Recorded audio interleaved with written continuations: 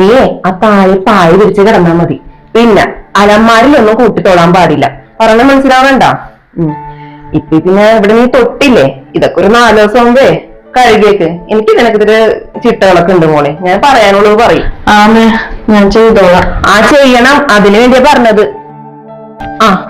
പിന്നെ അതിരാവിലെ കുളിച്ചിട്ട് എന്തും ചെയ്യാൻ പാടുള്ളൂ, മനസ്സിലായ?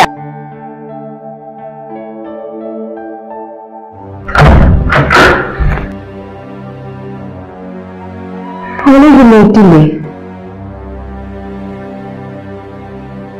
അടുക്കളയിലൊന്നും വെച്ചിട്ടില്ലല്ല. ഉറപ്പായിരിക്കുള്ളൂ, എനിക്ക് വെച്ചിട്ടുണ്ടടി. അല്ല, നീ കൂലിയും കഴിഞ്ഞ് കാട്ടിൽ നിൽക്കുന്നത്? നിങ്ങൾ ഞാൻ പറഞ്ഞിട്ടില്ലേ കാട്ടിൽ നിൽക്കാൻ പാടില്ലെന്ന്? പിന്നെ ചെയ്യുന്നത് എന്റെ അമ്മേ, എന്തായാലും 4 ദിവസം കഴിയുമ്പോ ഞാനത് കഴുകിയിടണം. പിന്നെ ഇപ്പൊ ഞാൻ നിന്നൊന്നും ഇപ്പൊ എന്താണ്, എന്തായാലും ഇതാ ശുദ്ധായി കിടക്കണല്ലേ. അതൊന്നും പറ്റൂല. അത് പോട്ടെ, നീ എന്താ അടുക്കളയിൽ കയറാഞ്ഞത്? ഞാൻ എന്താ വായു ഭക്ഷണം കഴിക്കണോ? അല്ലമ്മേ, ഞാനെങ്ങനെ അടുക്കളയിൽ കയറും? അമ്മയിലാർന്നത് അവിടെ പോണ്ട് ഇവിടെ പോണ്ടാന്ന്. പിന്നെ ഞാനെങ്ങനെ അടുക്കളയിൽ കയറും? ഞാനേ അടുക്കള കയറണമെന്നും പറഞ്ഞിട്ടൊന്നുമില്ല. കുളിച്ച് കഴിഞ്ഞ് അടുക്കളയിൽ കയറാം, അങ്ങനെ ഞാൻ പറഞ്ഞിട്ടുള്ളൂ. അതെന്തായാലും വേണ്ട അമ്മേ. ഞാൻ എന്തായാലും ഇപ്പൊ ശുദ്ധിയായിട്ടിരിക്കണല്ലേ.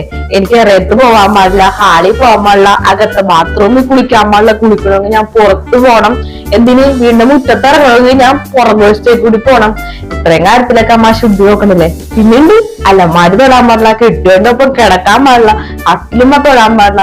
എല്ലാ കാര്യത്തിലും അമ്മ ശുദ്ധി നോക്കണല്ലേ. പിന്നെ ഞാൻ ഈ അടുക്കളയിൽ കയറി അവിടെയും കൊണ്ട് എന്തിനാണ് അമ്മ ശുദ്ധിയാക്കണത്? അടുക്കളയിലാണെങ്കിൽ പഞ്ചസാര ഉണ്ട്, വെളിച്ചെണ്ണ ഉണ്ട്. വെളിച്ചെണ്ണക്കൊക്കെ ഭയങ്കര വിലയല്ലേ.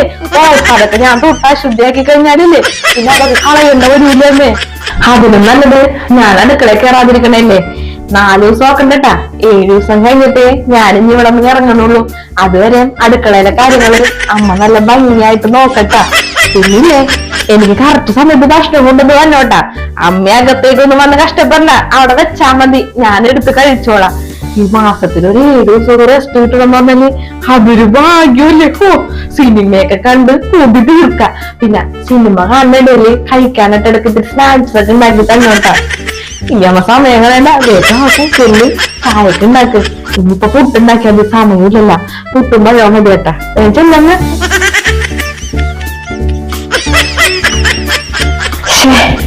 ഇതിന്റെ ഒരു ആവശ്യം ഉണ്ടായിരുന്നില്ല, വെറുതെ പണിയായിരുന്നു വാങ്ങി. അവൻ അമ്മായി മറിക്കാൻ വന്നാണ്. ഇനി മേലാവരുത് ഐറ്റം അശുദ്ധി എന്നൊക്കെ പറഞ്ഞു.